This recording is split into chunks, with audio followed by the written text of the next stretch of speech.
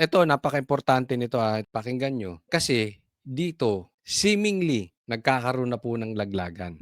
Pakinggan po natin. Allegedly, you met with the president and you spoke to him and you told him, what are you going to do with Martin? Because if you're going to continue defending Martin, No, I aalis didn't ako." speak to him. I was asked in an interview na... So you never told the president na, what are you going to do with Martin? Because if No, you no, I don't defend want him- to put... I cannot put the president naman on the spot. Di ba? We respect each other's views, but I cannot just go to him, what will you do with Martin? Hindi naman ganun. Pero di you ba? said something about, and you heard the president say it, na, ano ba kayong dalawa? Hindi, ganito yun eh. Ilang bahay pa Hindi, ang- ganito yung sitwasyon nun. Okay. O, eksaktong-eksakto.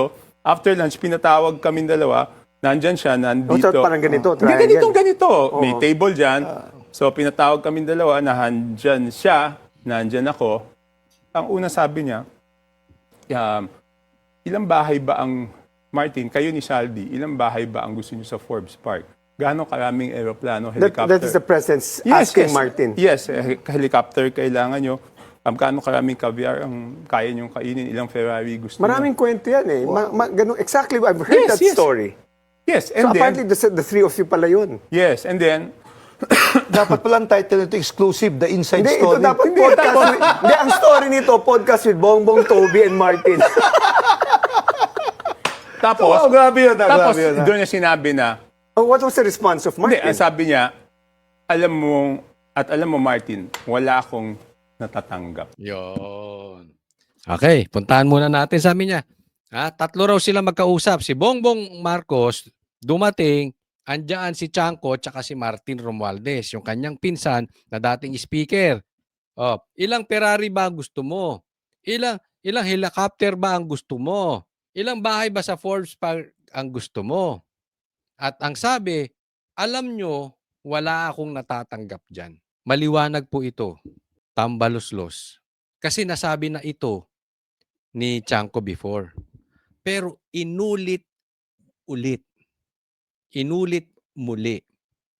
At ako hindi naniniwala na itong si Chanco ay hindi pa rin konektado kay Bongbong Marcos.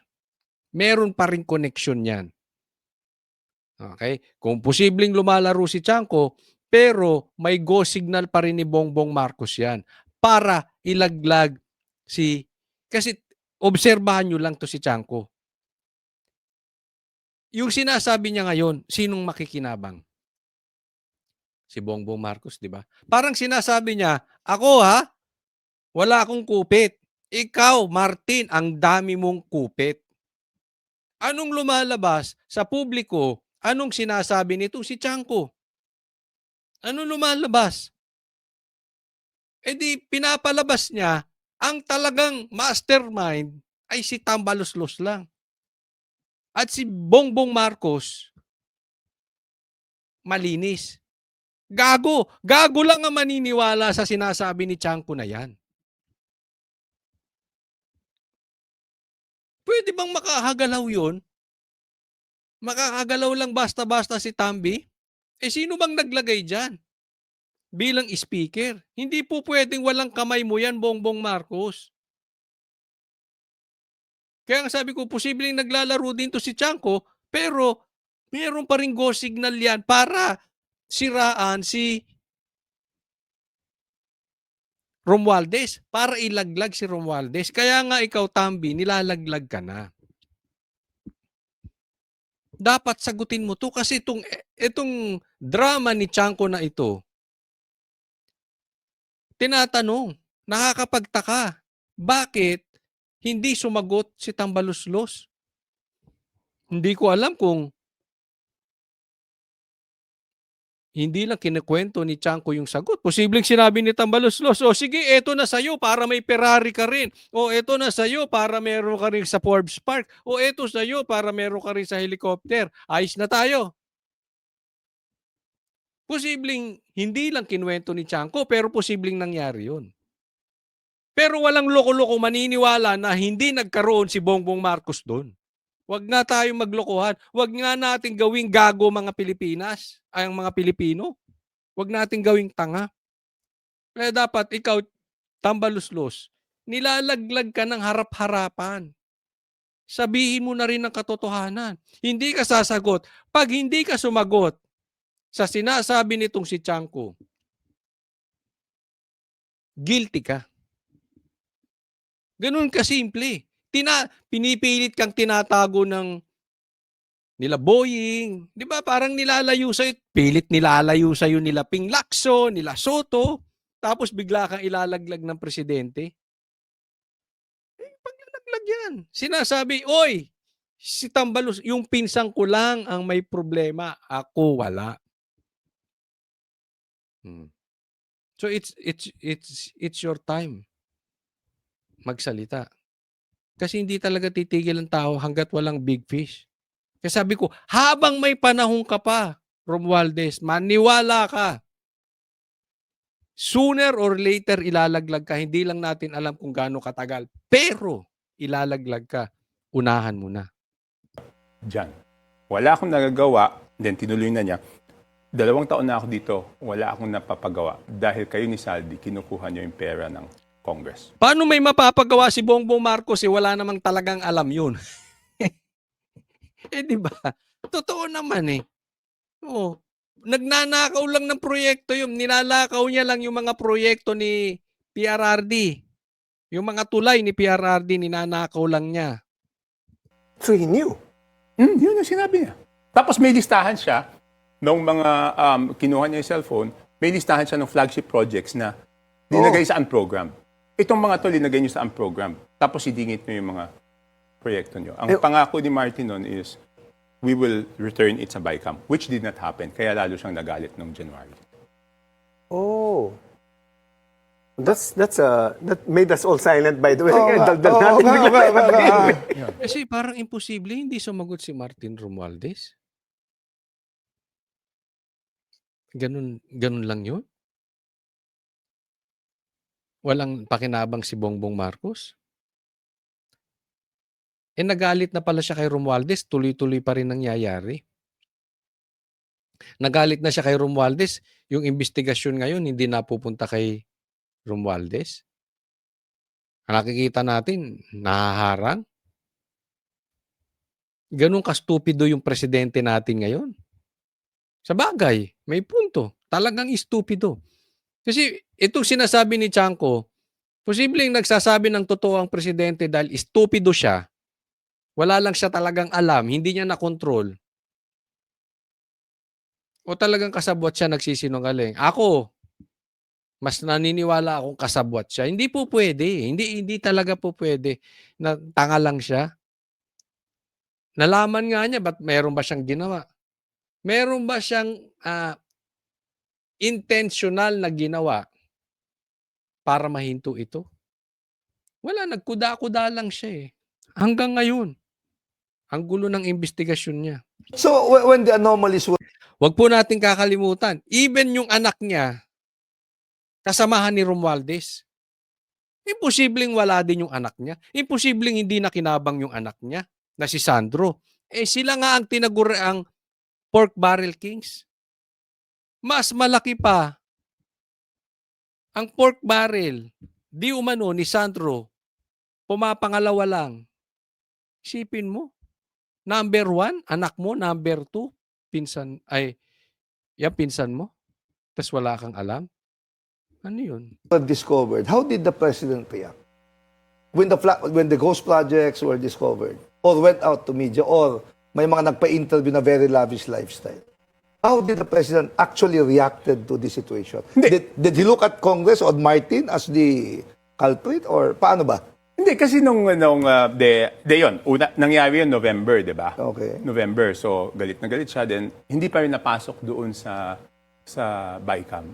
So parang, di ba nangako ka na Toby, did you ibabalik realize? mo, tapos hindi mo binalik, doon na talaga, I think. Toby, do you realize that you can be summoned to be a witness to any criminal prosecution against Martin? Okay lang, totoo. I mean, the problem is when I'm asked a question, I cannot lie.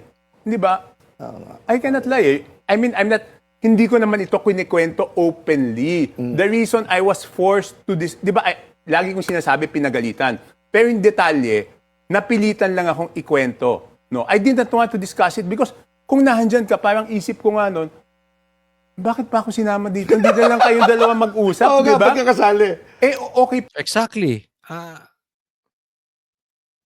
Tama yung sabi niya. Bakit hindi na lang kayo mag-usap? Ako nagtataka lang din dun. Bakit? Papagalitan lang pala, isinama pa si Chanko. Or, next question, bakit ikaw, Chanko, ang napili niya na nasa harap para pagalitan si Tambaluslos, yung kanyang pinsan? Ang pinakadahilan niyan, naglilinis kamay. Gusto lang niya ipagmalaki na ako malinis, yung pinsan ko lang ang magnanakaw. Sinadya niyang iparinig sa'yo. Pwede namang sila lang magkausap eh. At bakit ikaw ang pinili? Posible ikaw matapang magsasalita. Posible ikaw hindi mo kursunada talaga si Tambaluslos at mas ang loyalty mo ay na kay BBM. Pero isa lang ang bottom line niyan. Naglilinis, naghuhugas ng kamay si Bongbong Marcos. Yun lang po yun. O, next topic po tayo. O, pag-usapan natin ito, ang daming pinagtatatanggal ng mga undersecretary, mga nasa DPWH. O, tingnan po natin. Pag-usapan natin to, bigyan natin ng komentaryo. Pwesto ang DPWH Regional Director ng Ilocos Region na si Ronel Tan. Dahil pa rin sa flood control scandal, kasama niya ang 7 pang opisyal na inalis at iimbestigahan ng ahensya. Ang detalye sa agenda report ni Ian Maghanoy.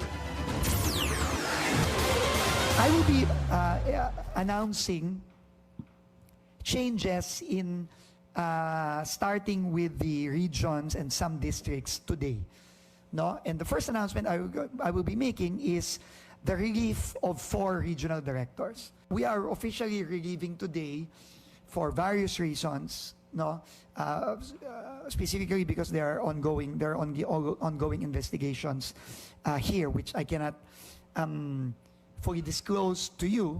But suffice it to say, we are investigating a lot of people in the department. Mismong si Public Works Chief Vince Dizon ang nag-anunsyo na kanya nang sinisibak ngayong Lunes, January 12, ang 8 opisyal ng ahensya na sinasabing pawang sangkot din sa flood control scandal. Ayan, okay. Ito, ang pag-usapan natin itong pagsisisante sa mga opisyal ng DPWH na sangkot sa flood control scandal. Okay? Ayos yan. Para sa akin, okay itong ginagawa ni Chanko. Pero, kulang na kulang. Kulang na kulang. At ang dating pa nito, gagawing pantatakip na naman itong mga ito. Hindi ko po, kasi marami talagang magnanakaw dyan. Mamaya may pag-uusapan tayo undersecretary rin na talaga namang kasabwat sa nakawan. So dapat maparusahan. Pero, itong mga ito, dapat hindi mag-focus dyan. Since meron ng access to si Vince Dizon patungkol dito sa DPWH, siguro naman nakita mo na. At sabi nga ni Libiste, nakita mo rin yung Cabral files. So alam mo, ang totoong kwento dyan sa DPWH. Hanggang ngayon, hindi ka nagsasalita. Ang sinasabi mo lang, tanggal dito, tanggal doon, puro small fish. Wala ka bang babanggiting big fish? Hanggang dyan ka na lang ba? Ako sasagot sa tanong ko, pero sagutin nyo rin, lagay nyo sa comment section. Ano sa tingin ninyo? Meron bang ituturo ito si Vince Dizon? Knowing na alam niya,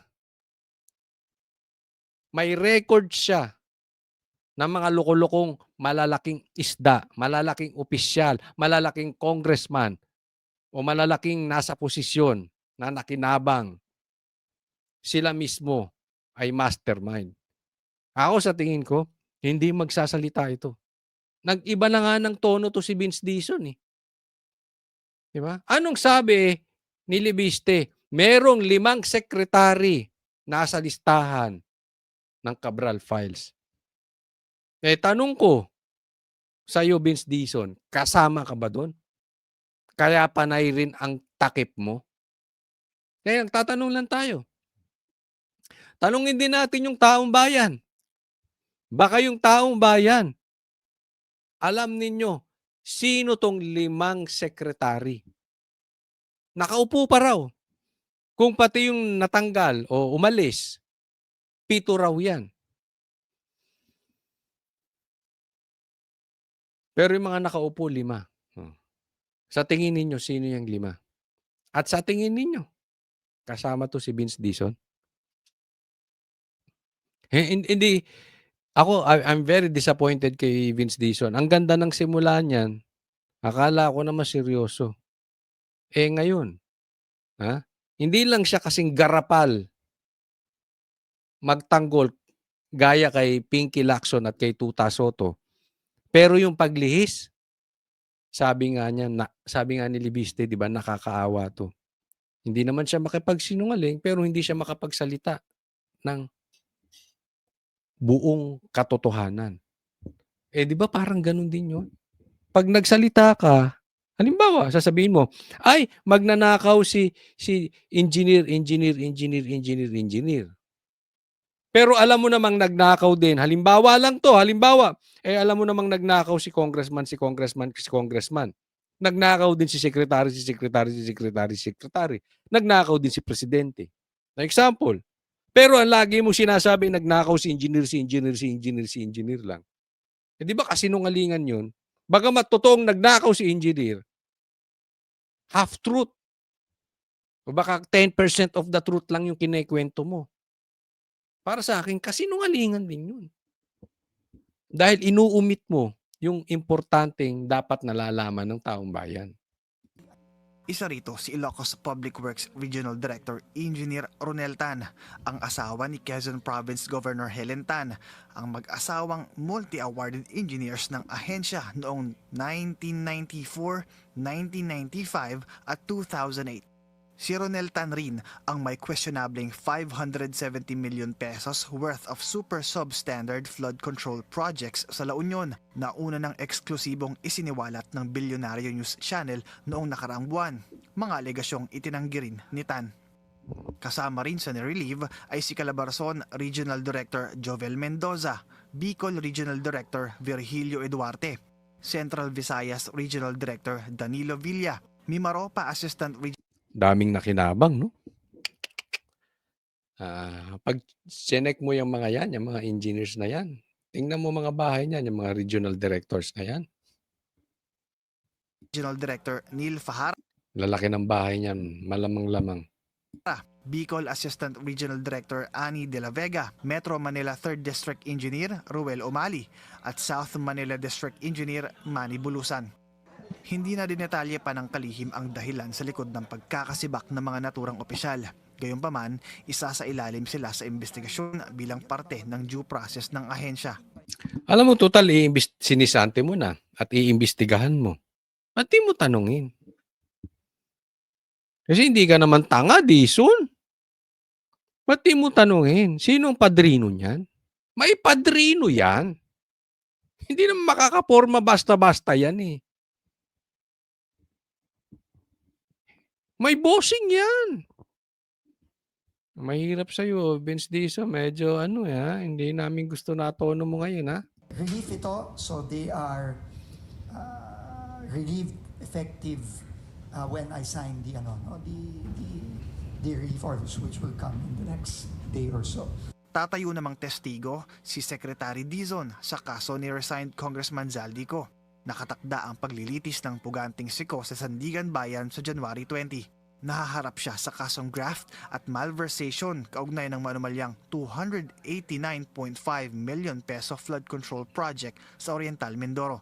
Nananatiling Alam mo, ako maniniwala lang kay Vince Dizon pag talagang napauwi ito si Zaldico. Kasi ito susi eh. Talaga magsisiwalat ito. Baka mamaya, kunwari lang pinauuwi, hinahabol, pero hindi naman talaga. No?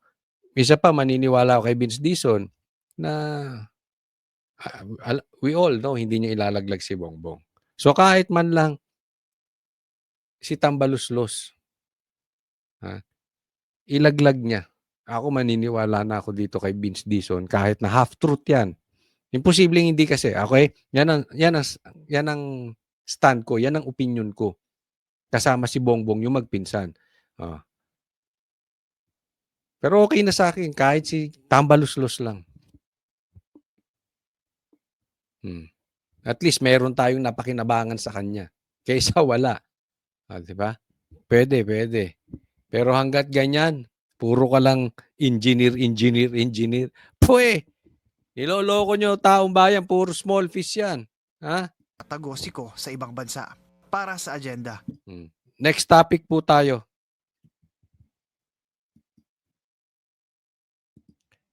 Ito, pag-usapan natin. Ha? Oh, sino ito? Gusto kong hulaan ninyo. Sino tong?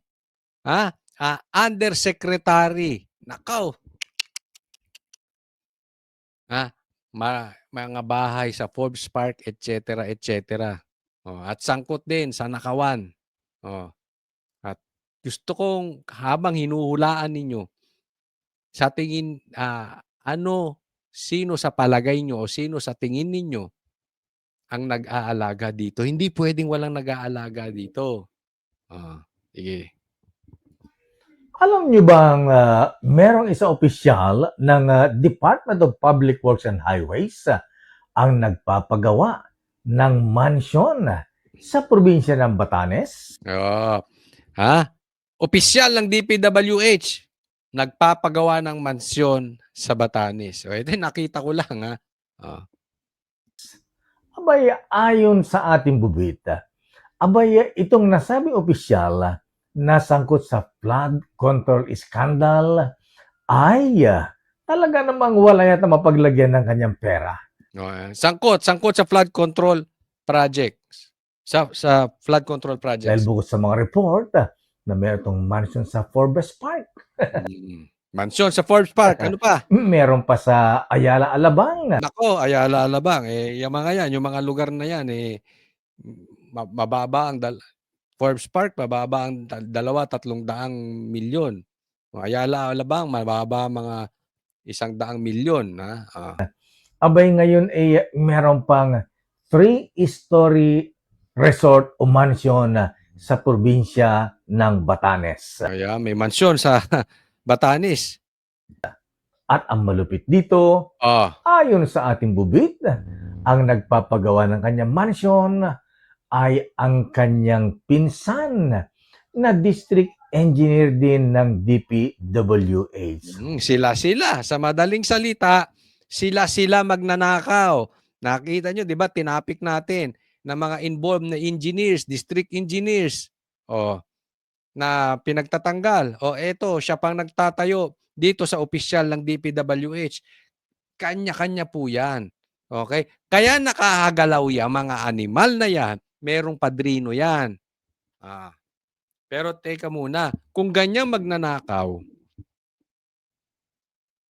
dapat bang pinapaniwalaan ng sasabihin nitong magnanakaw na to? Wow!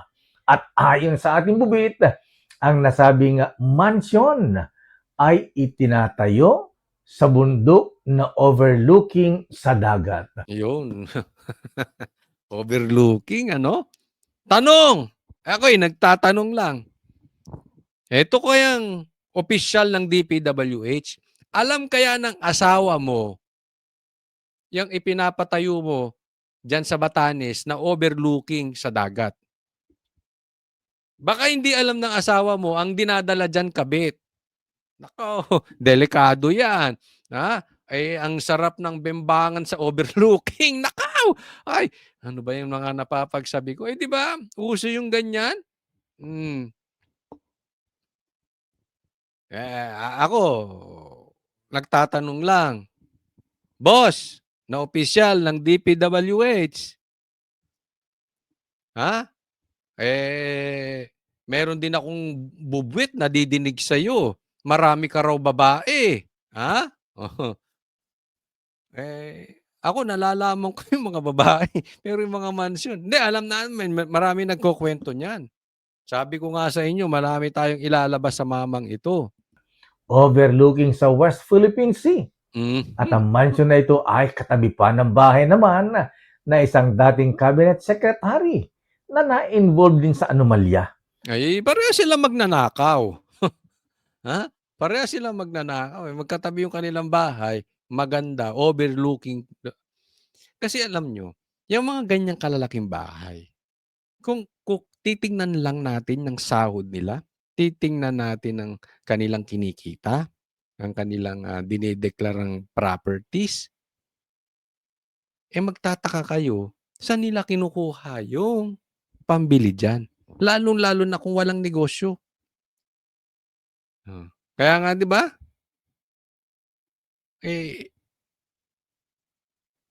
Sangkot sa flood control scandal. Sa madaling salita, kung totoo sinasabi ng mamang ito, maliwanag pa sa sinag ng araw, nakaw yan. Na nagpagawa ng irrigation, may dam worth 1 billion pesos, pero ay hindi pa natatapos hanggang ngayon sapagkat ang dam ng irrigation ay dam to nowhere pala. Yon. Dam, irrigation, 1 billion pesos. Dapat ganun ang kita mo. Ganun dapat ang mga proyekto mo. Para ka makabili sa Forbes Park, para ka makabili ng mga ganyang overlooking sa West Philippine Sea, para ka makabili sa Ayala Alabang.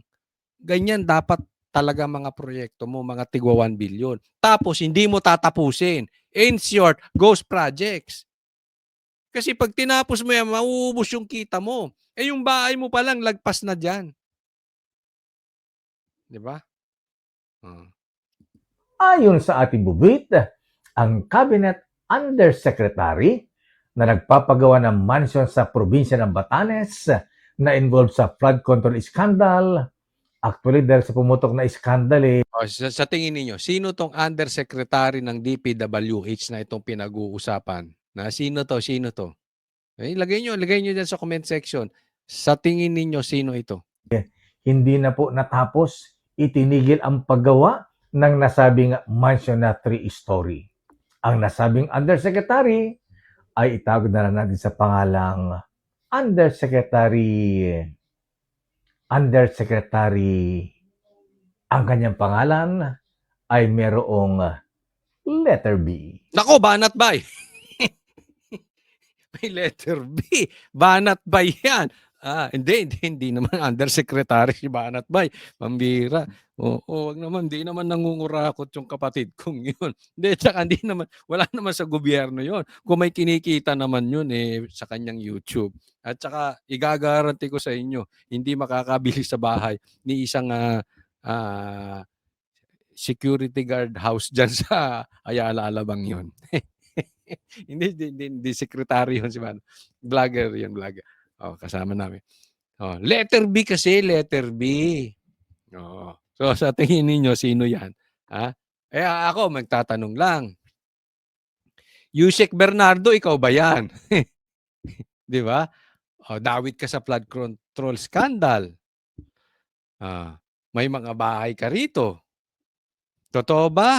Itanggi mo nga, Yusek Bernardo, wala kang bahay sa sa Forbes Park, sa Ayala Alabang, at wala kang proyektong irrigation na hindi natapos na 1 billion? Hindi, ako nagtatanong lang sa iyo, ha? Saka na kita tatanungin kung may babae ka, baka nakikinig pa yung asawa mo rito, madali ka pa. Wag na muna natin pag-usapan yung babae mo kung meron o wala. Hindi, nagtatanong lang, hindi ko alam kung may babae ka o may lalaki ka, baka mamaya. Pero ang pangit mo naman maging bakla. Hoy, huwag ka man lalalaki. Mag-stick ka na lang dyan sa pambababae. Hindi ko sinasabing okay man babae. Hindi, tanong lang naman. Saka na natin pag-usapan yung mga babae. Dito muna tayo. Kasi alam nyo kung bakit tinatanong ko kung si Bernardo to. Di tanggi mo na wala kang proyektong 1 billion na hindi mo natapos. Di tanggi mo wala kang bahay sa Forbes Park. Di tanggi mo wala kang bahay sa Ayala Alabang. At wala kang bahay dyan sa Batanes. Siguraduhin mo lang alam ng asawa mo yan. Kasi pag di alam ng asawa mo yan, kabit mo ang plano mong dalhin dyan. O baka sa kabit mo ibibigay yan ni Mal.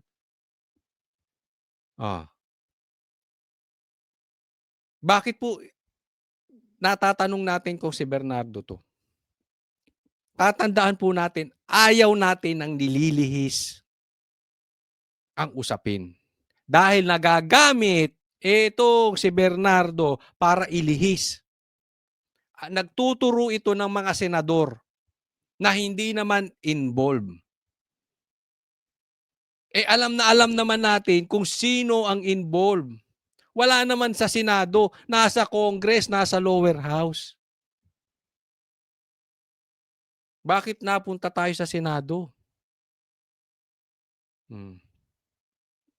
Ako, sino bang maiisip ko? Sino pa bang undersecretary o opisyal ng DPWH na may B?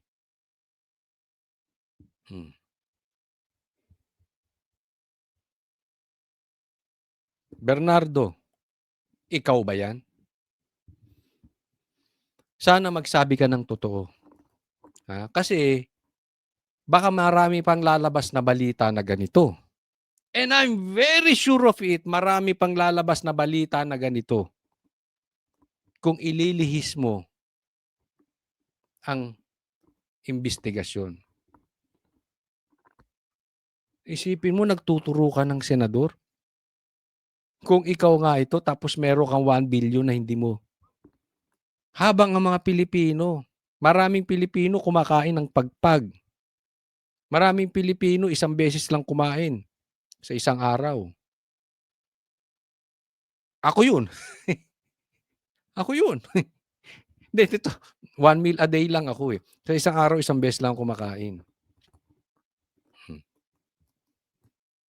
Merong mga Pilipino, pagkakain, hindi na nila alam kung kailan sila ulit kakain. Tapos, may mga ganyang sekretary. Kaya nga gusto ko, inahamon ka namin, Bernardo, kung hindi ikaw yan, tanggi mo. Itanggi mo. Di ba? Sino pa ba yan? B, DPWH, USEC.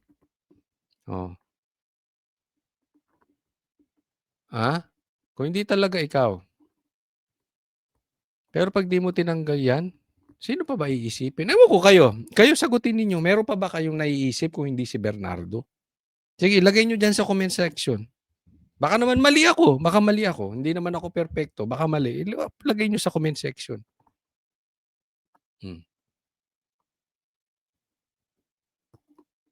Pero hindi ka man nahihiya kung ikaw yan. Wala kang konsensya. Mga kababayan mo naghihirap. Kayo may flood control scandal.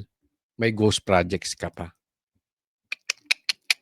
Kung totoo to sinasabi ng mamang ito Ito.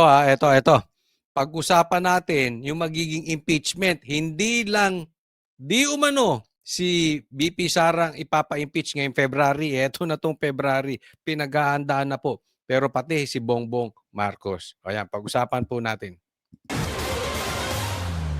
Matapos ideklarang unconstitutional ng Korte Suprema ang impeachment complaint laban kay Vice President Sara Duterte noong nakaraang taon, pinagbawalan din ang pagsampa ng panibagong reklamo. Pero sa February 6, bubuksan na muli ang pagkakataon para sa panibagong impeachment complaint. At ang palasyo, tila hindi itinangging nagbago ang tindig ng Pangulo patungkol sa posibleng panibagong impeachment complaint laban sa bise.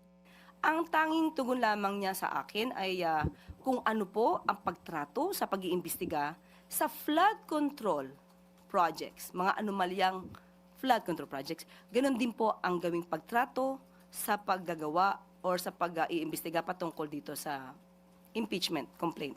Yon. Teka muna ha. Okay. Nagbago. Saglit. Ilagay lang muna natin dito sa... Wag na yun si Claire. Yung mukha... Ayan. Okay. Naalala nyo po, dati, ang stand ng ni Bongbong Marcos patungkol sa impeachment ni BP Sara, parang hugas kamay. No? Parang dumidistansya sa madaling salita. Pero pag tiningnan po natin ngayon, nag-iiba na ng tono ang presidente. Parang sabi niya, tatratuhin ko yung impeachment ni BP Sara kung paano niya tratuhin yung pag-iimbestiga sa flood control projects na dapat managot ang dapat managot. O yung sangkot, di umano, sa nakawan sa ghost projects ay managot. Parang ganon, di ba? So nag-iba na. Dati dumidistansya siya. Ngayon, managot na ang dapat managot. Okay.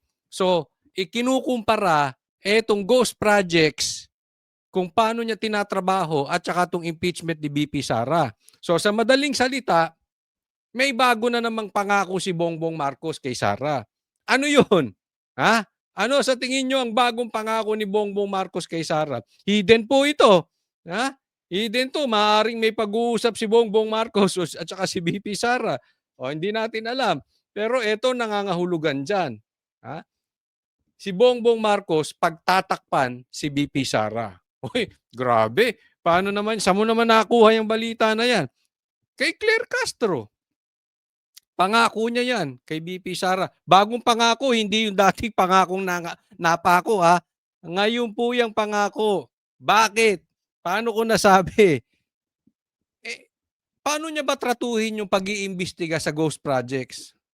Paano ba nila nilulutas yung mga magnanakaw di umano sa ghost projects? Yung may mga flood control projects. Paano?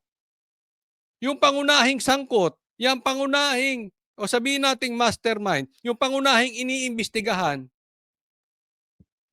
nililihis. Di ba? Nakita nyo ba si Tambaluslos na naimbestigahan? Nakita nyo ba si Bongbong Marcos na naimbestigahan? So sa madaling salita, pagtatakpan ang mastermind or pagtatakpan yung pangunahing dapat iniimbestigahan. Sino ba ang pangunahing ini-impeach? Si BP Sara. O di pagtatakpan niya rin. Di ba? Ang ganda ng ang ganda ng pagkakadiskarte mo dito, Bongbong Marcos ha. Kasi real talk po tayo. Ha? Kidding aside, real talk. Pasado ba sa inyo?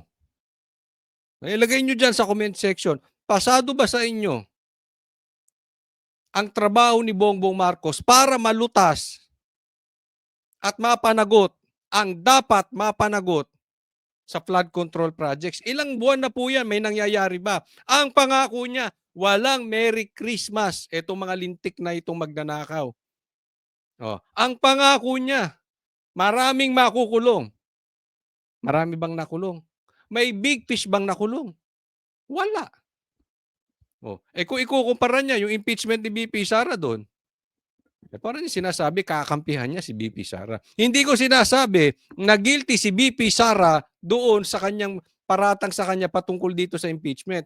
Ang punto ko lang dito, yung pangunahing kumbaga sa yung main actor o yung main actress o yung pangunahing iniimbestigahan o pangunahing na impeach, walang nangyari, di ba? Walang mangyari. Ganon din po ang gawing pagtrato sa paggagawa or sa pag-iimbestiga patungkol dito sa impeachment complaint laban kay BP Sara. Pero nung una po kasi sinasabi niya, hindi yan makakatulong sa ordinaryong Pilipino. Hindi pa siguro nakikita kung gaano kalawak ang maaari naging issue noon.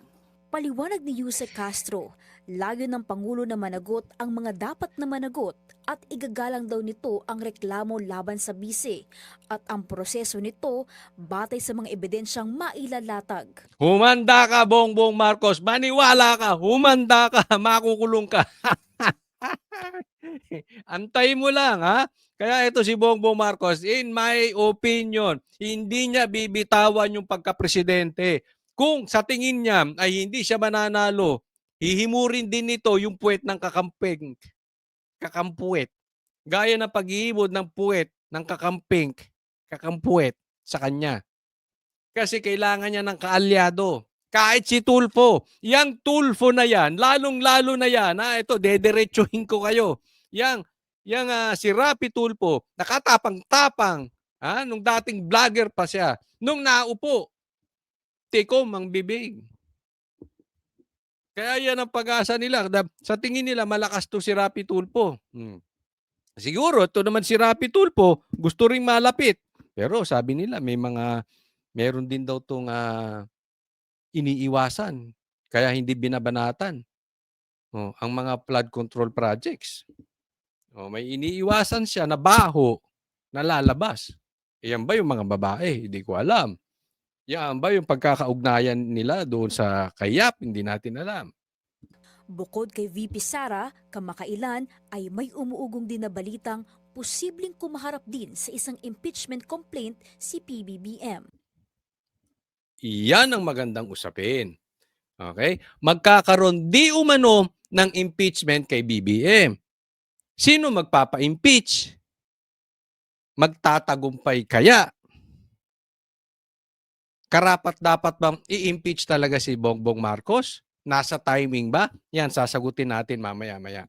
Sagot ng palasyo, Tiwala pa rin po ang Pangulo na meron pong pagtitiwala rin sa kanya ang mga mambabatas dahil hindi naman po gumagawa ng kamalian ng Pangulo. Siya pa nga po ang pumortekta, lalong-lalo na ng 2025 budget. Sa mga matitino din po at maayos na mga mambabatas, alam po natin kung saan sila gagawin. Gagawin sila sa matino at hindi sa mga kurakot. ang Malacanang hindi pa lubos na matukoy kung sino ang may pakana ng niluluto umanong reklamo laban sa Pangulo. Ang paglalabas, di umano ng balak ng mga supporter ng mga Duterte na magsampa ng impeachment. Sinasabi ng iba, ito para makaiwas, di umano, ang Vice Presidente sa mga isyung paglustay at mga di umanong pagtanggap ng pondo, milyong-milyong pondo mula sa mga drug lords. Ang Pangulo po, unang-una, hindi po siya nagnakaw ng pera. Pangalawa, siya po ang Teka, sasagutin ko lang maiksi. Sabi daw, ang Pangulo daw ay hindi nagnakaw ng pera. Paano mo naman nasabi, Claire? Yung tulay nga ninakaw niya eh. 2 tulay na po ang ninakaw niya sa Duterte. Yung una, hindi naman sa kanya siya nagsimula nun. Si Sara, eto na naman pangalawa. Nasimulan din ng Duterte. Tapos sasampa siya ron, aangkinin niya. Ganyan po katindi magnakaw yung si Bongbong Marcos. Yung isang very, very obvious na hindi dapat para sa kanya, kinuhan niya. Yung pakayang perang nakatago, yung pakayang confidential funds nito, hindi niya nanakawin. Pangalawa, siya po ang nagpapaimbestiga sa mga maaanumalyang flood control projects at maaaring naging sanhi ng korupsyon. Ngayon, bakit niya pag-iimbestagahan? Ilang beses ko na po na-explain yan. Kaya lang naman niya pinaimbestigahan, in short, nangangamoy na. Pangatlo, wala po siyang Mary Grace Piatos. Yon, teka muna, mapunta tayo dyan. Ito na. Ito na ang banat ng abogado ni Bongbong Marcos. Alam mo, mapunta tayo dun sa asaran. Kasi, ganun ang datingan nito ni Claire. Alam nyo, may mga lumalabas na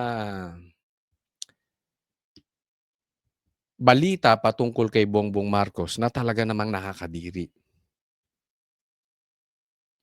Siguro alam nyo na yon. At meron ding lumalabas na balita na even yung kanyang kapatid ay adiktong si Bongbong Marcos. Kayo'y matanong ko. Involved na rin kaya si Claire? Ako napapatanong lang talaga ha. Kasi talagang ang asta ni Claire ay hindi astang Yusek. Talagang talagang nababoy ang PCO. So pag inisip po natin, parang ang dating talaga, gumagamit na rin kaya ito si Claire? Or talagang nabaon na siya kay Bongbong Marcos? Hindi ko alam kung ano ibig sabihin ng nabaon. Pero nabaunan na kaya ito ni Marcos? Yung nabaunan, yung wala na siyang kawala. Kasi hindi na po ito gawain ng isang Yusek. Hindi na rin ito gawain ng isang abogado. Ito'y parang gawain na lang talaga ng asaran eh. No? So, ko, one day hindi ako magtataka kung may lalabas ditong video na baka mamaya gumagamit na rin. Hindi ako magtataka. Hindi ako magtataka baka one day ganun na rin yung bunganga nito, di ba? Hindi natin alam. Di ba? O baka mamaya meron na rin tong alam naman natin yung gawain ng pamilya nila, di ba? Kayo alam niyo yun eh. Pero puntahan natin dito yung sinasabing gusto ko lang i-discuss. Yung patungkol dito sa impeachment na di umano, ito yung nanggagaling sa mga Duterte. Mga pro-Duterte. I really don't think so. No? Ang balita ko dyan, galing ito sa Makabayan Black. Alam naman natin, ang Makabayan Black, galit na galit kay BP Sara. At hindi ito sa tingin ko galing sa mga Duterte dahil alam nila hindi ito magtatagumpay ngayong panahon ni Bongbong Marcos. Kasi nga, hawak nila ang kamara. So, kahit anong impeachment mo kay Bongbong Marcos, hindi rin magtatanggumpay sa kamara. Diba? Karamihan dyan, hawak sa liig ng kanyang pinsan. So, pag tiningnan po natin talaga, hindi po yan ang magiging strategy ng DDS. Malayo po. Long shot yung mga pinagsasabi ni Claire. Kaya nga nagtataka ako, etong si Claire, parang walang alam patungkol kay Marcos. Pag-uusapan yung amo niya, wala siyang alam. Parang ang alam nito si Claire lang ay patungkol doon kay Sara. Sa mga Duterte. Pero pag Marcos, wala na tong alam. Hindi ka ba nakakabalita? Wala ba kayong intel?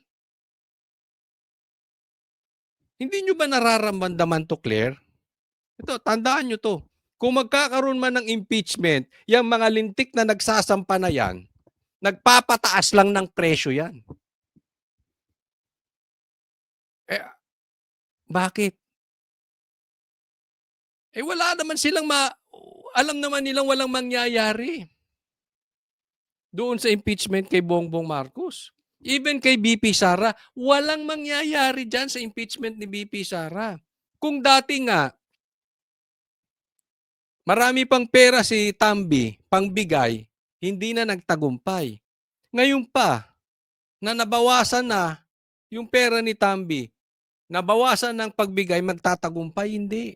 Posible lang, ginigipit lang nila ang Malacanang para bigyan sila ng pera. Sige, impeach ka rin namin. Pagka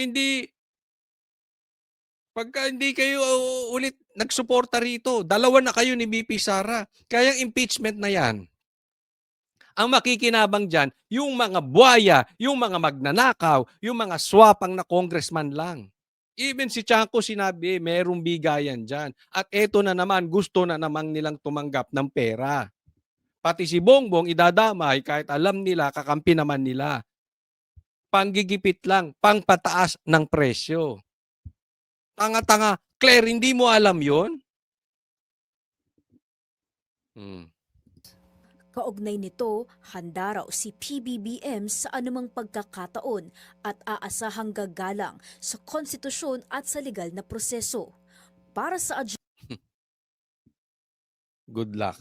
Next topic po tayo. Ito po, may mga bagong pasabog po si Chanco. Okay? So, pakinggan natin kasi napaka-importante.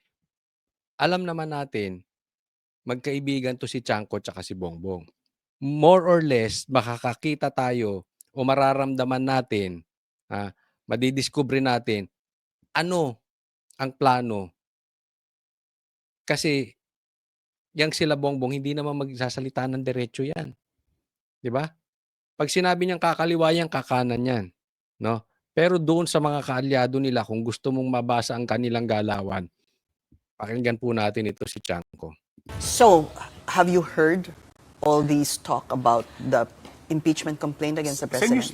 Sa news lang. I heard it sa news, nabasa ko sa news, na supposedly. Not in the House? No, wala. Naka-recess kami ngayon, di ba? Pero we'll be back pa bulong-bulungan. sa 26. No, wala pa. And do you think it will prosper if there is one? No, I wouldn't want to speculate because I wouldn't know the grounds. No? So mas mabuti, I will comment on it I promise I will comment on it pag meron na talagang impeachment complaint. So point by point, doon ako magkokomento. Pero habang wala, I wouldn't want to speculate. Pero real talk, Kong, do you think they would actually let you know beforehand, given your relationship with the president? Or do you think it's more likely na hindi nila papaalam sa'yo kung meron man? Baka nga hindi nga pinapaalam sa akin. No? Pero publicly naman, sinabi naman ni Kong Erice na he was approached, di ba? So, mukhang What based on about that. kay VP Sara? Anong kay Kay VP? VP Sara, kung uulitin nila isa pang impeachment attempt against her, come Feb 6, I think. Okay, I'll be very honest dito sa stand ko dito. No? If come Feb 6, wala pang big fish, ibig sabihin, at least si saldi ko, hindi pa na ibabalik dito. Hindi ako makikisa doon. Yon, ito. So, ibig sabihin, pagka dumating at ng Feb 6, hindi pa rin nakukulong si Saldico, hindi siya pipirma for impeachment. Hindi niya susuportahan yung impeachment ni BP Sara. Okay? Kaalyado po ito ni Bongbong Marcos. Ano pong ibig sabihin nito? Ito ay isang maliwanag na usapin na nawawalan na ng gana ang mga congressman sa impeachment kay BP Sara. No? Bagamat hindi siya naman sumuportad before, pero makikita po natin na iba na po ang stand ng president patungkol sa impeachment ni BP Sara. Nagiging agresibo na sila. Okay? Kasi palapit na ng palapit ang 2028, alam nilang hindi nila tatalunin si BP Sara. Naiintindihan po. So yung mga talagang proponent o yung talagang may motibong matanggal si BP Sara, magiging agresibo. Ngayon, yung iba naman, lalong dumidistansya. Yung iba, dumistansya na, lalo pang didistansya. At syempre, ngayon pa, nakikita na, sabi ko nga, wala na masyadong kickback. Meron pa rin, no? Pero wala na kasing laki before. At nabuking na yung style ng bigayan. Tapos, alam nila, kahit na lahat binato kay BP Sara, lalong namamayagpag si BP Sara. Nakita, tatandaan po natin, very sensitive po ang mga politiko sa kanilang political career. So pag talagang dumikit sila todo kay Bongbong Marcos, delikado sila. Huhusgahan sila ng taong bayan. Dahil kitang-kita, kahit anong bato kay BP Sara, ang mga nanalong senatorial balls, karamihan sa partido ni BP Sara. Kahit na na-impeach, hindi nagtagumpay sa Senado. Kahit binato ng binato, pataas ng pataas si BP Sara, si Bongbong pataas ng pababa rin ng pababa ang trust rating. So sa madaling salita, it's very obvious to them, ayaw ng taong bayan kay Bongbong Marcos. At yung mga politikong matitino, alam nila yan. So kung wala sila ring pakinabang kay Bongbong Marcos, or they have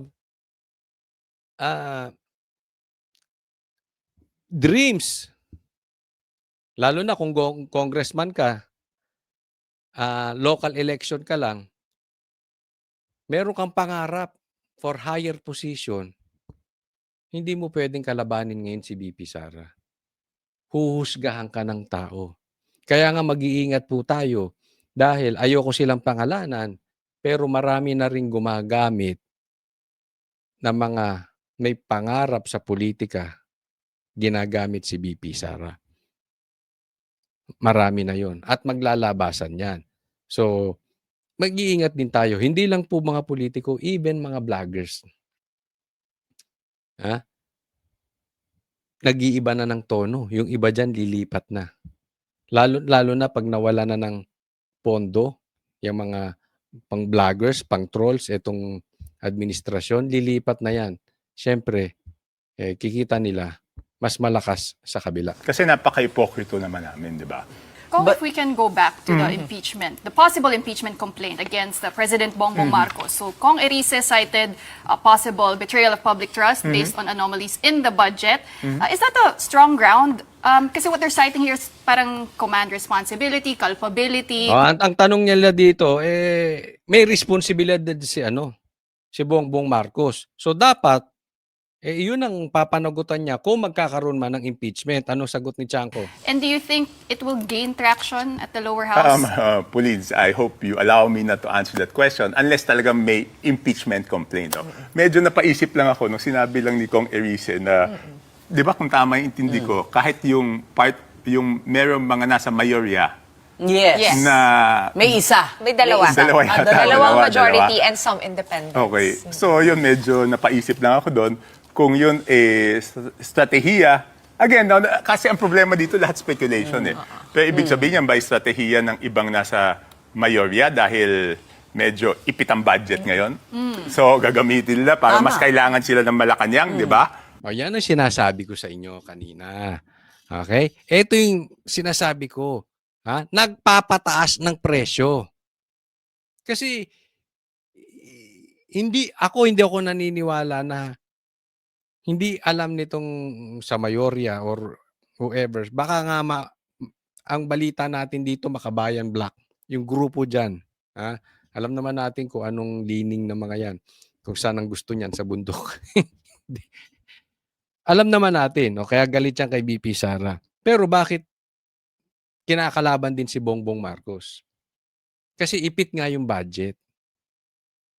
So, pag hindi pinakawalan yung budget at hindi nakarating sa palad ng mga congressman kasama si Bongbong sa impeachment, pumipresyo lang ang mga animal. May punto si Chanco dito. Hindi ko po siya kinakambayan kasi ang tingin ko si Chanco pumuposisyon din. Maaring lumalaro kay Bongbong at saka kay BP Sara. Pero sang-ayon ako dun sa sinasabi niya. Pumipresyo lang yung mga yan. So wag tayo masyadong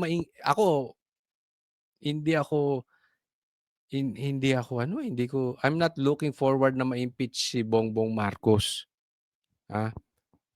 Possibly, siguro pag 2027, but it's too near sa 2028. Pero sa ngayon,